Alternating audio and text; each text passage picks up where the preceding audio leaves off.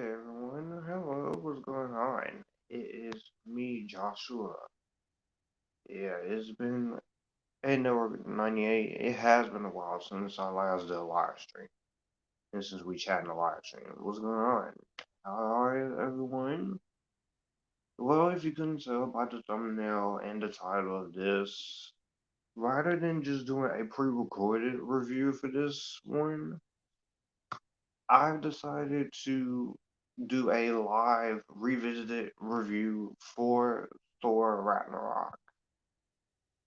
What was once my least favorite MCU movie, but is now, we'll explain in this live review why it's not no longer my least favorite MCU movie anymore. But the problems I do have with this movie are still going to be problems as I will talk about this. So keep that in mind. But if you guys are new to the channel, you may have noticed there's been a new intro and a new outro to close out my videos. And yeah, I did say I'm going to be making some changes right here, so I will be doing a live channel update to discuss what changes are we going to be doing for the better of the channel. And but yeah, hi Eddie, it's good to see you here. It's good to see you in the comments. I say Thor Ragnarok misses in my top 10 in the MCU, but it's the best Thor movie. Well, I'm gonna have a little bit of an unpopular opinion here when it comes to this, but it has definitely moved up in my ranking of the MCU movies. This is a live movie review leading up to Thor Love and Thunder coming out this Friday, which I can't wait to see.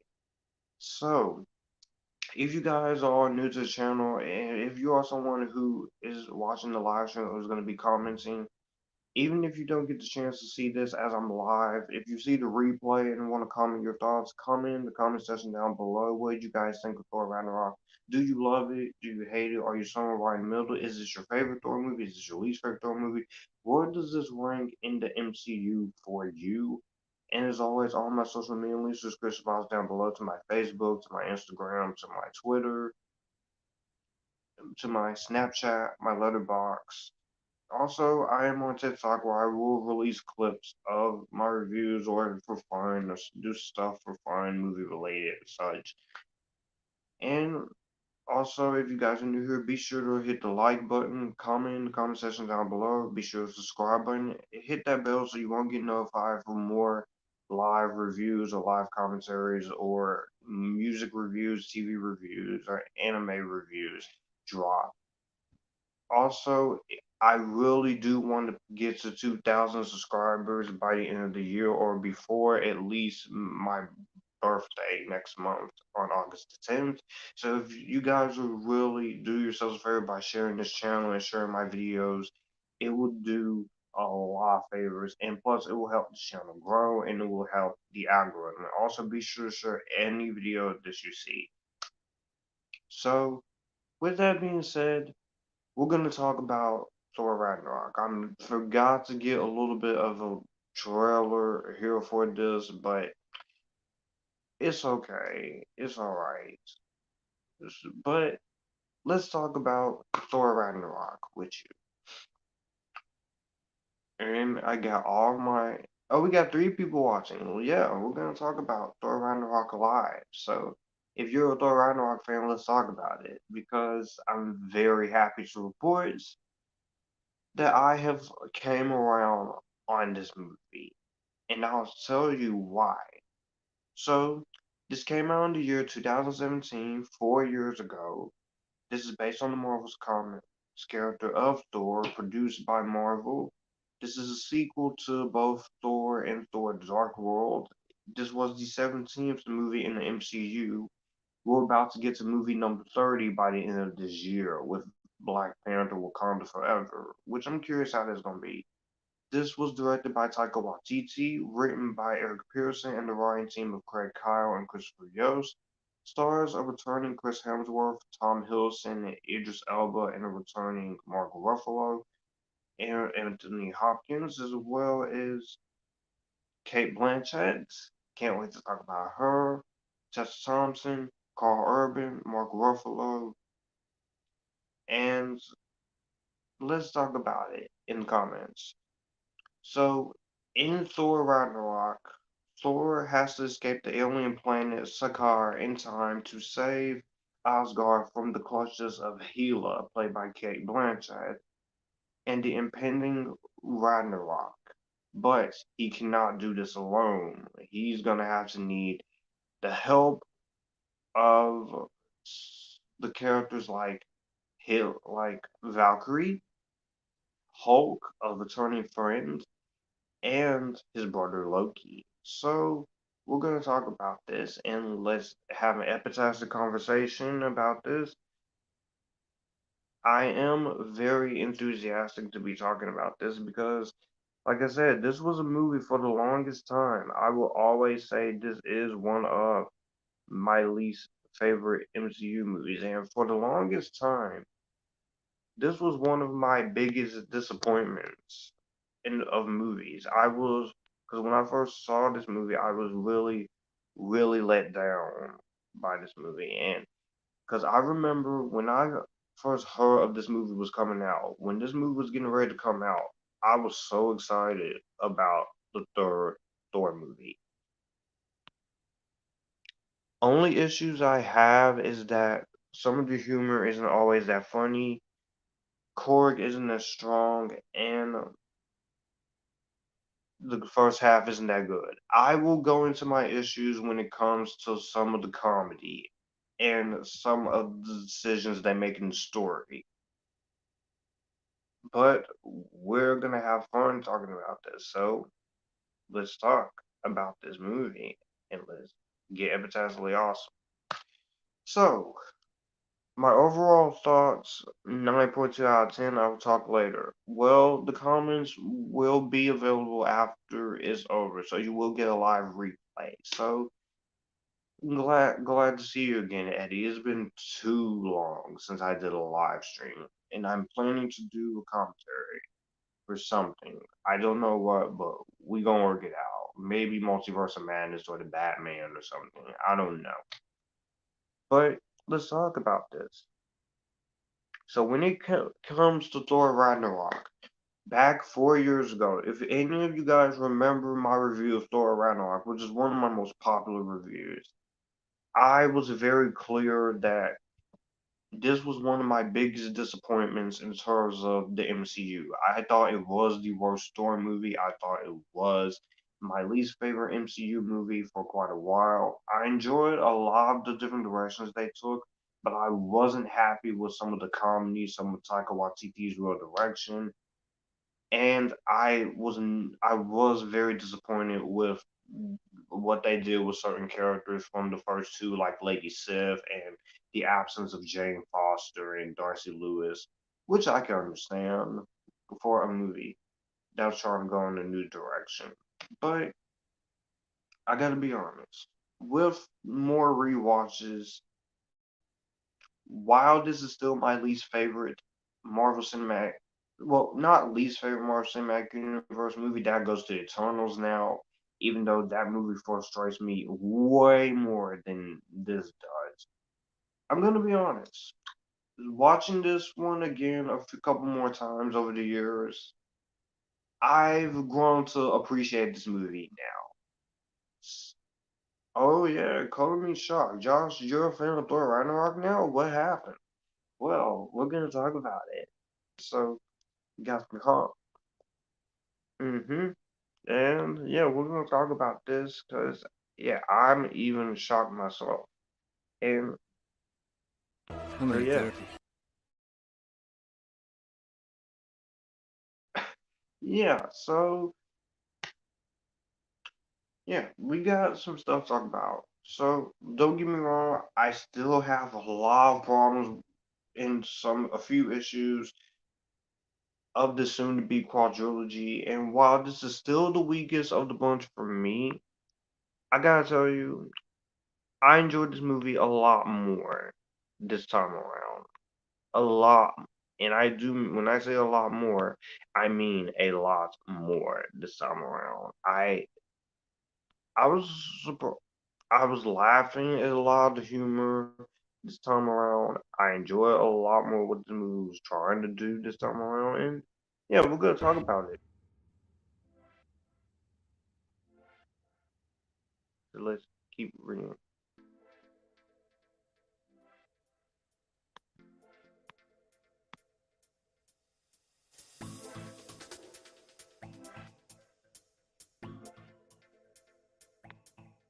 All right.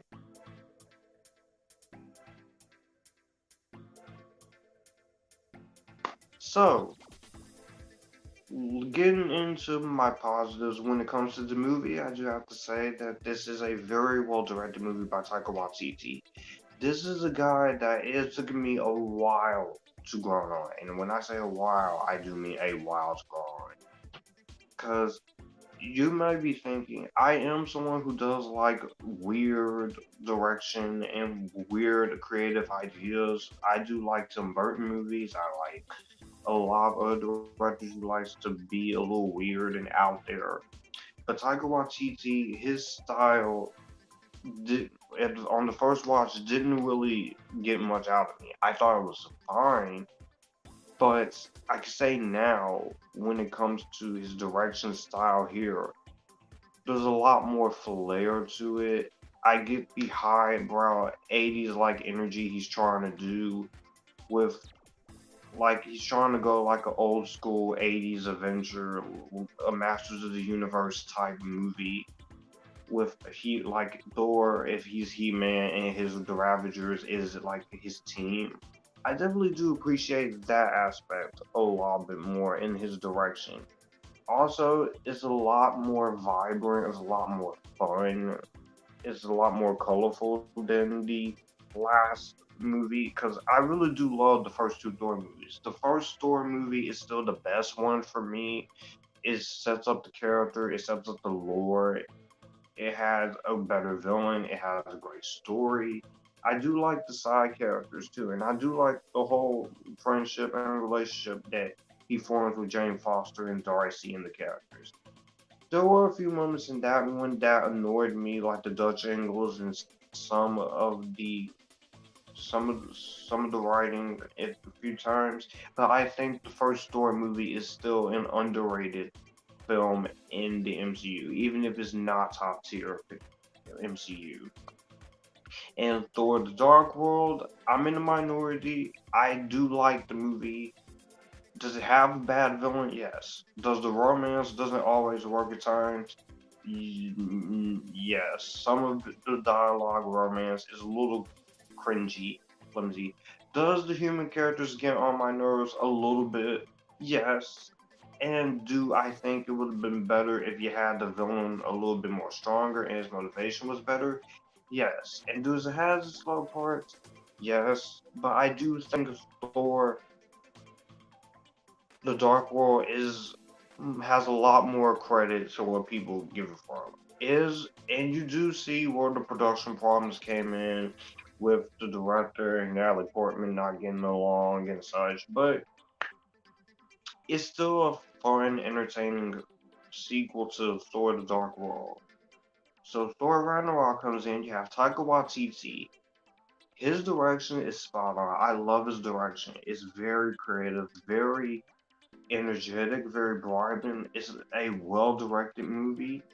There's some great creativeness to there in his direction, and this was in development for a long time, for 2014, and of course they adapt some storylines like the idea of Ragnarok and some of the Planet Hulk storyline is a little bit, and this is was also the beginning of a story arc for the Hulk, which I know is now the laughing stock of the MCU because he's not as serious as he once used to be. And I do hope one day, maybe if She Hulk is so successful and well loved, that we might get another Incredible Hulk movie with Mark Ruffalo or a Hulk and the Agents of Smash movie sometime with him and Tatiana Maslany, which I cannot wait to see her in She Hulk next month. That's going to be an awesome birthday present.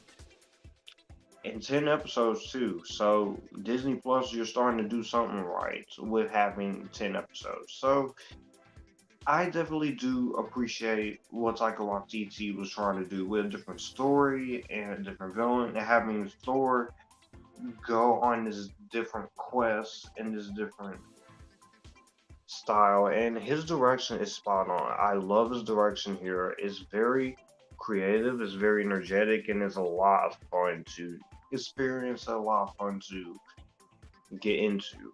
Also, I will say the visuals in this movie. This is an impressively, amazingly beautiful film with $180 million, and this movie uses that $180 million to its advantages. There's some great cinematography, some great, beautiful, good looking shots of Asgard, even slow motion shots in the action scenes, and the fight scenes are well shot. You can see what's going on, and it's not all just in a computer. Even though Asgard is a fictional world, there is a lot there for because I've seen behind the scenes of this movie.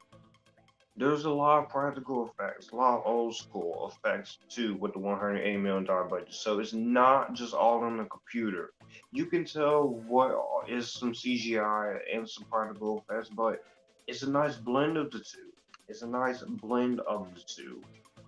And of course, this is where we get a different side of Thor. Because usually when you get Thor, he's more serious, he's more macho, he's more manly. He means business in other movies, like the first two Thor movies and the Avengers movies.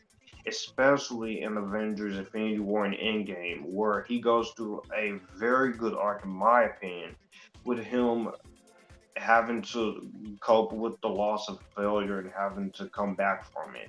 I know some people didn't like the Fat Thor thing. Don't worry, that is going to be completely gone when High Time Love and Thunder comes out. But I appreciate the story arc they gave him there. But here, he's much more mature. He's much more fun here.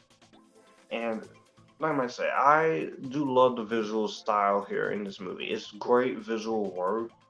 They put a lot of work into it. This is an MCU movie, and no matter how much you want to trash the MCU, for those who are not liking this current phase, the one thing we can agree on is that they always make their shit look good. Hell, Multiverse of Madness, that shit was awesome, and that is my favorite movie of this year. I love that film. It's epictastically awesome.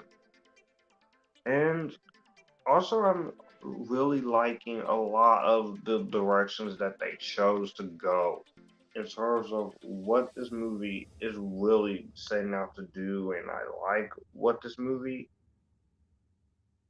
is going with as far as the direction side of things. Taika, you can tell he has a love for this character, and the love is there. I do like the love. The love is definitely there when it comes to this world and it comes to this character. And for his first time directing an MCU movie, it still has some issues with some of the humor and some weird decisions in some of the comedy. But you can tell that he is just making his mark. Love and Thunder, I'm hearing from early reactions, is where he goes full on OITT.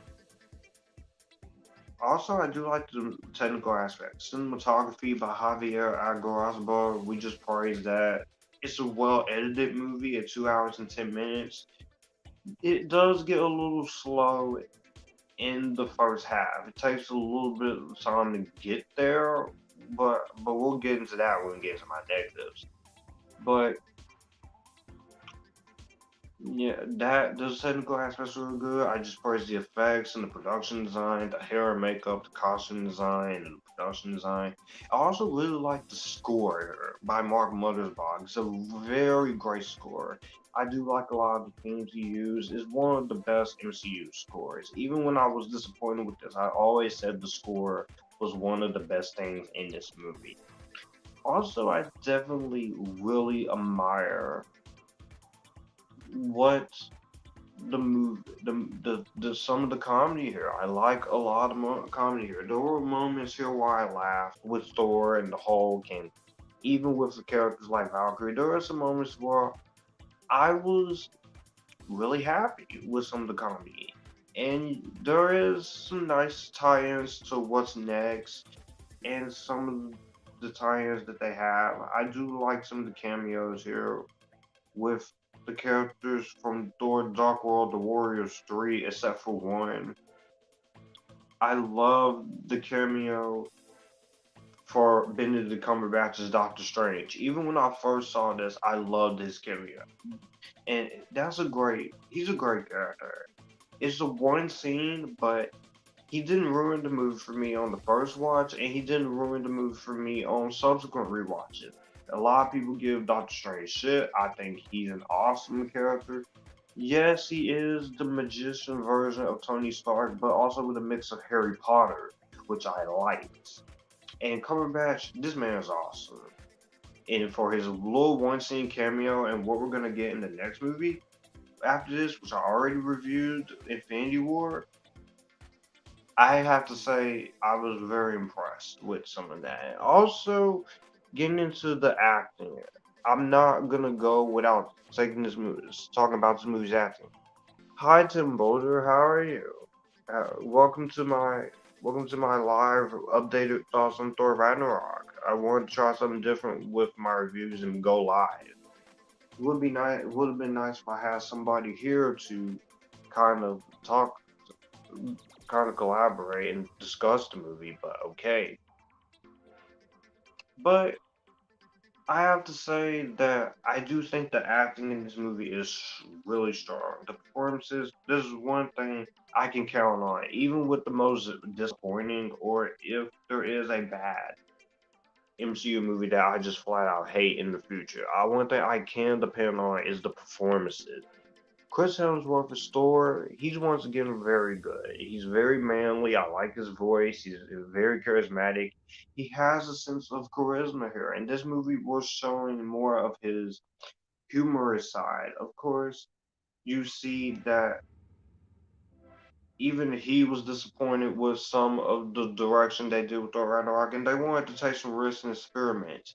This movie, he has shorter hair, he wears a different outfit, his hammer is destroyed in one scene, which that was a badass scene with the introduction of our villain, which I'll get to.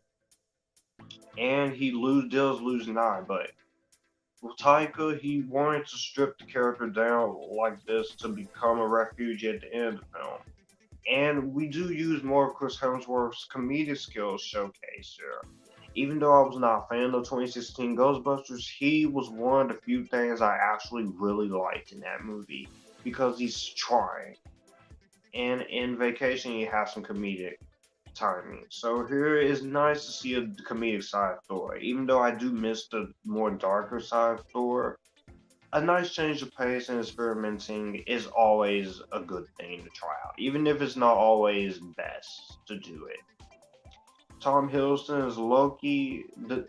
Loki is Loki. You know, he's great. I haven't watched the show, and like I said, I don't really have any to watch the show, but I can say that when it comes to his side of things, he's once again really good. His attitudes change.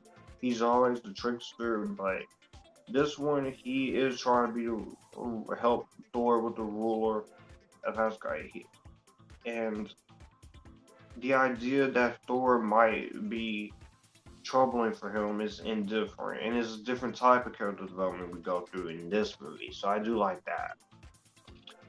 You have Idris Elba, of course, who just had great success with Sonic the Hedgehog 2. This is one of those actors. Every time he's in something, even if the movie is not always the best, he can always put 110% into his performance. And he always puts 110% performance in it here for me personally. I know he's a British guy, I know he's a black British actor, but he's awesome in this movie. I think he does have the most to do here than the other two. Because when you get into Infinity War, God, that was sad. That was sad. And it was a little stereotypical that the black superhero was gonna get killed off, but we got more black superheroes coming in future of the MCU, like Miles Morales, hopefully. But he's still the same as he is, all seeing, all hearing, former Sentry, and he went into exile during Loki's reign, and but Hela invades Asgard, and he helps to hide the citizens. And his character arc, he's gone from the elderly, but he's trying to be a badass wizard warrior character who lives in the hills and kicks ass throughout the movie. And Idris, I think he pulled it off well. Is he just like he pulled off Knuckles very well. So I definitely could say that about him. So he's very good in movie two. Yeah, Tessa Thompson as Valkyrie, which she is a slave trader from Asgardian. I really liked her character. She's tough, she's badass, she doesn't take crap from anyone. Yes, she did work with a certain someone. I will mention him. I promise. I will get to him. But she's great here once again. Yes, she may be bisexual in real life, Tessa Thompson, but it doesn't really matter to me. She's still a beautiful black woman. I've liked her as an actress since For Color Girls and the Creed movies, and she's good here once again. I like her. She's a lot of fun. You also have Carl Urban as Scourge. He's an Asgard warrior too. He does good in the movie. He's not in it a whole lot, but I think he does a lot with what he can. You also have Anthony Hopkins as Odin. He's in the movie a little bit before he eventually dies in the movie, but I think his performance as Odin is also really good too.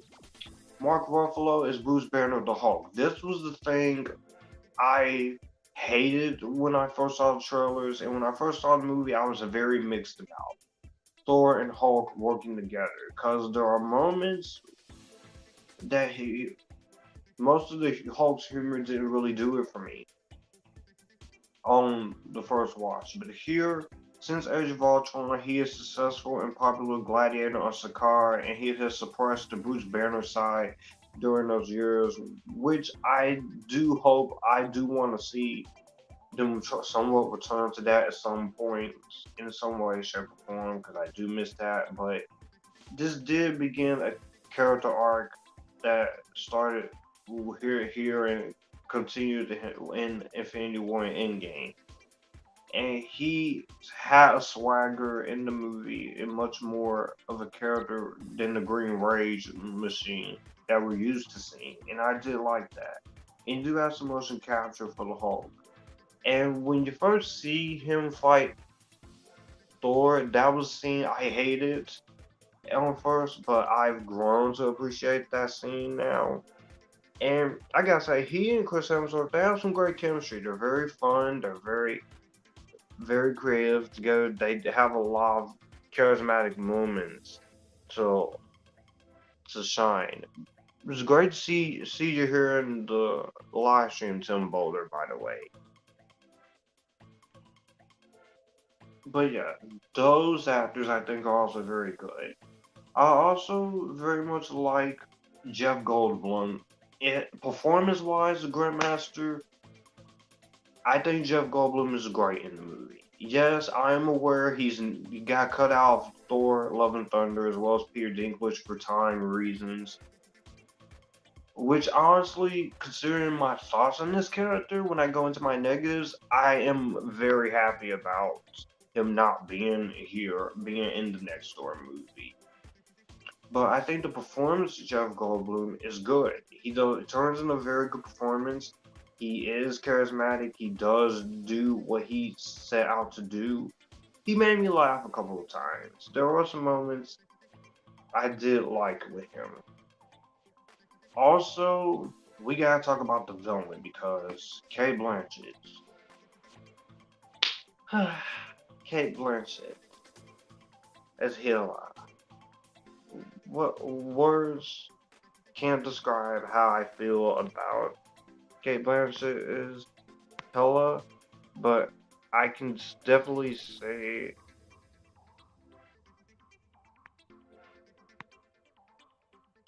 at least one thing I can say about her is Hela.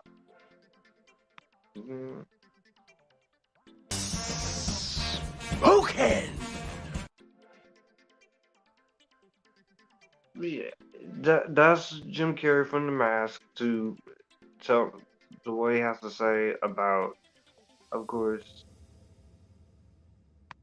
Hela, but Hela is a very great character. Once again, she's she is one of the better MCU villains I think we've ever had, and she's great here. She's great here, and when you describe one of the sexiest villains of the MCU or one of the sexiest movie villains you'll see, she's very intimidating here. And if I'm gonna use another clip, I'm just gonna use My one. God.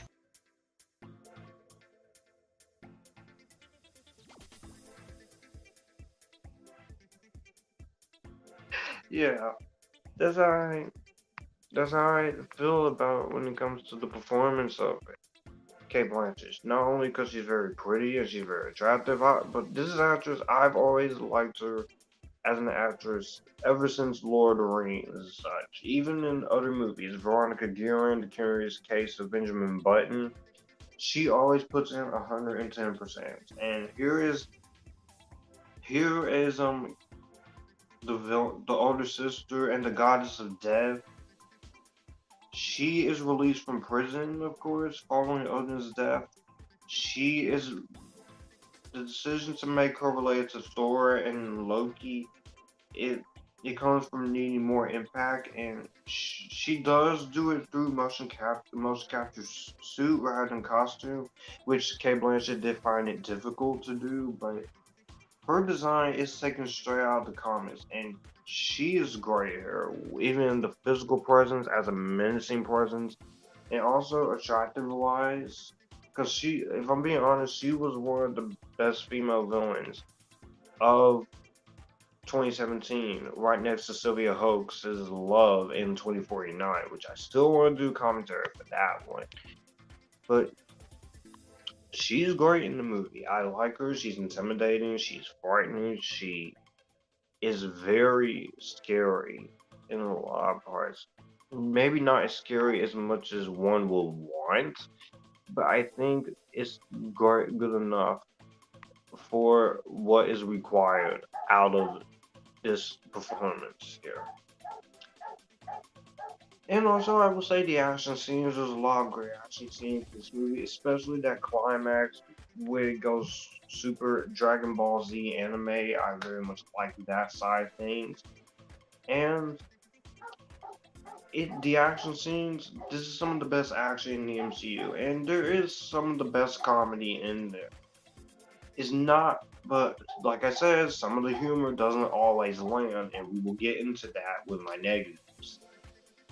But some of the action scenes, for my final positive before I go into the mix and negatives, because this is going on for quite a while, I will say that the action in this movie is good. It's very good action, very great performances, and a lot of the fight choreography, you can see what's going on. And for a PG-13, this is one to get intense. So not as intense as some of the other MCU movies or shows, even like stuff like Moon Knight or Hawkeye, or even with stuff like Shang-Chi, but intense enough to where you could feel the tension and Thor might not get out of this alive. So those are all my positives wrapped up in a little bow. Now I guess we have to go into what I'm mixed on, and I'm mixed on some of the comedy here because, like I said, Taika Waititi, he's a very weird director. He's basically like just like James Gunn. They both have their weird sides of humor. Some of it lands, some of it don't. So you're either for it or you're against it. And I've seen some people who have been against this movie ever since it came out. I was one of them, but not anymore. But I definitely can sit here and say there are some moments where some humor worked for me in Taika Waititi's directing, and then there were some moments where the humor didn't quite work for me. And though the when I laughed, I laughed. When I was not laughing, I was not laughing. I was being like, really, that wasn't that funny, or okay, could cut that out of the cutting room floor. And I mixed on the first half of it because it does take a while to go. For while I appreciate a definitely new change of pace, it's not going to Earth, and of course stripping Thor from his hammer and such and giving him a new personal attitude. I am mixed on that because some of it is a little draggy. I will say that it is a little bit draggy, and I will wholeheartedly admit that right now on camera as I'm reviewing this for as a live stream type thing. So I am mixed on most of that casting. But those are the only two things I'm mixed on because, like I said, I may love this movie now, but it's still far from my favorite Thor movie, and it is still one of my lesser favorite MCU films, despite how much I really like this. I'm gonna start small and work my way up. What they do with Lady Sif, I I am not a fan of what they do with Lady Sif. She's not in this movie at all. And Jamie Alexander, she was gonna be in it, and I know this mostly due to the fact that she got hurt and nearly died during the production of Thor: The Dark World. And she was doing her TV show Blind Spot, which I've heard great things. I've seen clips of, but it still doesn't help the fact that her presence in this is severely missing. Sif, she's a badass, she's great, she's very attractive, and she's also a character I feel deserves to be more fleshed out than she already is. And I feel like if she's given another chance in Love and Thunder, despite how much screen time she'll have there, I think she will really make an impression. But it just sucks that she's not here in this movie. And for me, as a fan of Jamie Alexander and as that character, it is a bit frustrating. She's had other appearances in Agents of S.H.I.E.L.D., but it was just very disappointing not to see her here. I don't mind not having Jane Foster here, even though I severely missed her too. But that is a correction course we are fixing this week and with Love and Thunder, so I'm very happy about that. But yeah, Lady Sif, yeah, was disappointed with what they did with her and taking her out of the movie accordingly entirely. It's kind of a middle finger. So. Also, like I said, some of the humor in this movie. This is what I mean by with Marvel. Sometimes, as much as I love the MCU, I am going to admit some problems. Like I said, with the Disney Plus TV shows, I feel like you need an extra few episodes, like 8 to 10 episodes. WandaVision got as close as to 10 episodes with 9 episodes. I feel like they need at least a couple more episodes because 10 episodes isn't really enough. Now, something like Falcon and the Winter Soldier and Miss Marvel, I can let it go, even though I still wish they were just at least 2 more episodes longer to flesh out a few key elements. Even sometimes with most of the MCU movies, this is where I do have to kind of criticize them a little bit. And this is where I do wish, even though now they are starting to do this a lot more, I wish they would step out of their comfort zone a little bit with some of the comedy. Because some of the comedy does undercut a lot. And I mean, most moments that are meant to be humor not humorous, but more intense is the word. Because there are some comedy that does kind of undermine this movie. So yeah, that is also a little bit of a detriment because some intense moments don't hit as much as they should be hitting.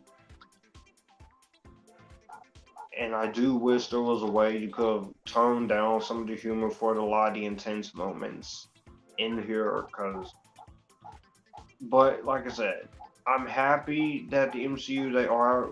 Feige is letting more filmmakers take a risk, let them be who they are. Like Chloe Zhao, even though I wasn't a fan of Eternals, I did appreciate what they were trying to do there. I did appreciate the fact that they let Sam Raimi, despite having to cut the movie down a little bit to a 2 hour and 6 minutes runtime. I could definitely feel Sam Raimi's presence all over that movie. I know some people didn't like Multiverse of Madness, and that's fine, but I felt Raimi's horror presence, and it was a different type of MCU movie that you're gonna get there. So I definitely did appreciate that. And also, I will say there are some underutilization of some characters like the Three Warriors. Korg, I don't think this is his strongest hour, but this was him starting out. But Korg is still a lot of fun to watch. He was never annoying for me personally. He was never annoying. I never really had a problem with Korg. I did have a problem with Taika Waititi a little bit because he was in Green Lantern, but he didn't direct it, so I can kind of let that go now, even though I still hate Green Lantern. And there's also some writing that isn't always the strongest. And also, I wanted a little bit more of an explanation of how she's connected to Loki. Hela was connected to Loki and Thor. I know there's novelizations out there and such, but it would be nice if you give us at least a one sentence explanation or a one scene explanation on how she's related to Loki and Thor. But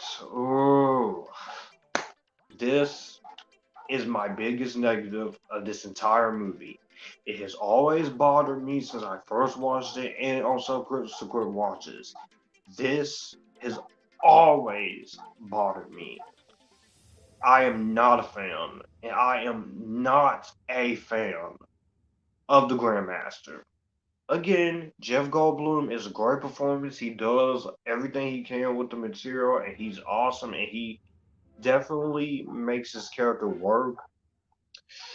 But I just can't help but feel like this is the Dolores Umbridge of the MCU.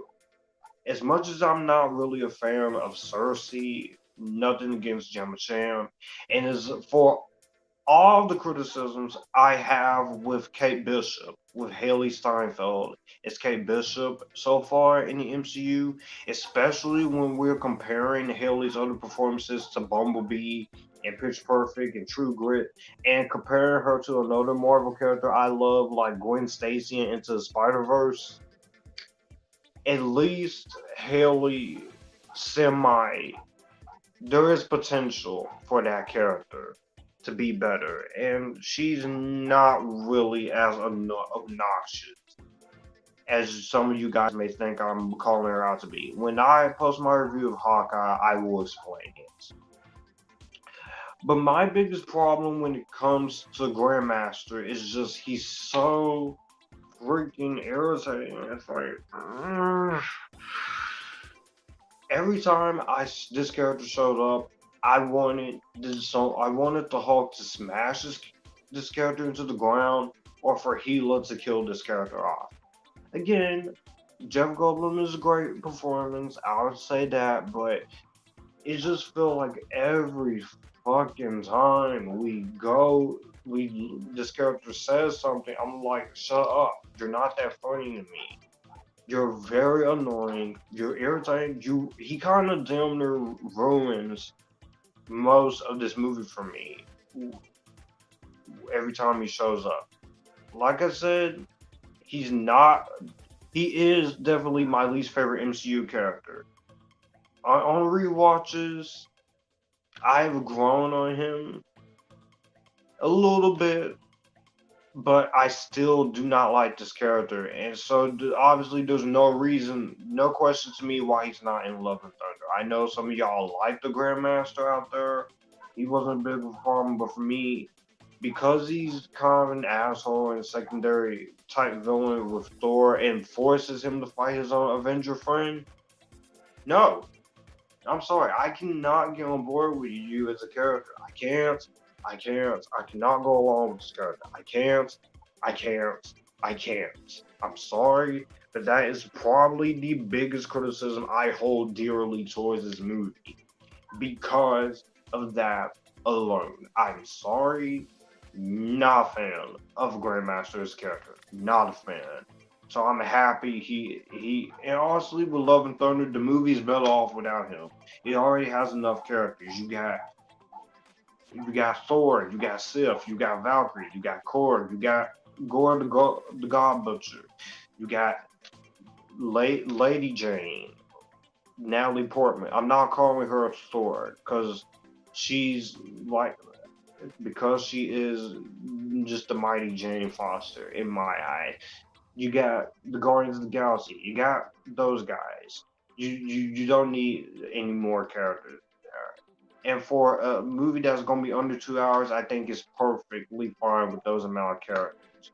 It all depends on if I do like that movie more, which I'm sure I am, because it is fixing a little bit of my criticisms, even with some of my problems. But that is my biggest criticism is Grandmaster. I'm sorry. I've tried to see what people see. I've tried to tried to give him the benefit of the doubt, and I just can't do it. But overall, to wrap this up, while this is not my favorite Thor movie, and while this is still in my least favorite MCU movies batch, I can still have some fun with this because the only real MCU movie I kind of hate is Eternals. Not enough to hate it to where there's no redeeming qualities, but more of a frustrating hate type situation. But Thor Ragnarok, still the weakest of the soon-to-be quadrilogy as far as some humor goes, as far as some of it not working and undercutting some of the more moments, and even at points feeling a little bit like Taika improvised on the day they were shooting, which is not always a bad thing, but some of it kind of feels a little out of place. Some of the more moments that are meant to be intense get undercut by humor. The decisions to not have Lady Sif involved in the action, the removal of Jane Foster, which isn't really that much of a problem with. The first half not being as strong, Korg may not be as strong as he as he should have with his first movie, so I can let that go. And despite how much I legit hate the Grandmaster, I'm glad I came around on this movie a lot more. And the things I love about this movie, as far as acting, technical aspects, action, story, and also I forgot to mention this. I forgot to mention this. When you get into the impending Ragnarok thing, it's not really much to run home about. So I do kind of feel like it should have been a little bit more of a bigger deal. That's also another negative. But the things I like about this movie, I still very much love. Like the performances, I love the action, I like the direction, I like the style, I like the visuals, cinematography, and most of the comedy works very well. But I still hate those things that are still frustrated with me. I'm still frustrated with all subsequent rewatches are still gonna be there.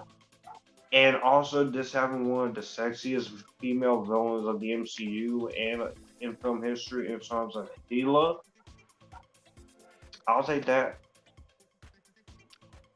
This is one of my favorites superhero films, if not one of my favorite MCU films. And I am glad I gave this movie a second chance. I'm very happy. And you know what? I might move this up a little bit in my ranking depending on how good Love and Thunder is. So, with that being said, on my rating system, I'm gonna give this an Epictastic. So, I apologize if this live review was a little long. I guess that's kind of going to be the point because I do have people asking questions and me pausing. So I will edit the little pause in the YouTube video editor. And by the time you watch this, I ho I hope you guys understand where I'm coming from. In the comment section down below, what did you guys think of Thor Ragnarok? Did you like it? Did you hate it? And that's gonna do it for this video. I'll see you guys in more videos. Be sure to like, comment, and share. My Amazon wish list is down there, schedule house down below, as well as my Cash App if you'd like some money there, as well as my address if you'd like to send any type of fan mail. On my social media links, description box down below, I will put a playlist of all my other Marvel Cinematic Universe reviews, as well as one of my recent reviews that just dropped. Thank you guys so much for watching. Stay epitastic. You guys keep cool. And I'll see you guys for Love and Thunder. Bye bye. Enjoying the Epictasticness. I hope you guys enjoyed hearing what I have to say. So, there will be more live streams, possibly more live reviews, depending on how many, if this does well with people or not. But, I'll see you guys for more videos. Bye bye.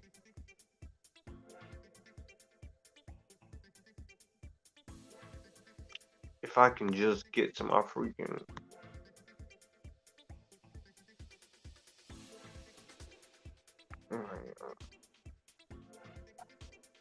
Oh, also, those post-credit scenes, those were awesome. I love those post-credit scenes. They were a lot of fun, too. So great post-credit scenes.